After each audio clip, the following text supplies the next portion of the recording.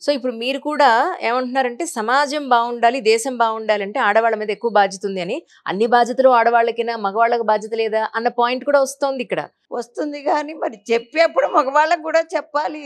వాళ్ళ బాధ్యత వాళ్ళకుంటుంది. అవును. అవును.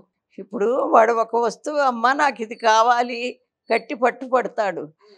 దానివల్ల ఇదిగో అట్లా కాదు నాన్న ఇది ఇది నీకు కావాలంటే ఇంత డబ్బు ఖర్చు పెట్టాలి. అది మీ నాన్న ఈ రకంగా సంపాదిస్తున్నారు.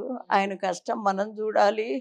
బయట వాళ్ళెవరు చూస్తారు మనం చూడకపోతే అని అట్లాంటివి చెప్పుకుంటూ అసలు వాళ్ళకి గౌరవ భావం ముందు నేర్పాలండి.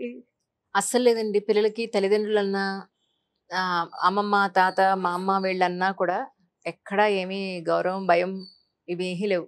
అవును. అదే మనమే దానికి బాధ్యత వహించాల్సొస్తుంది ఆడవాళ్ళే.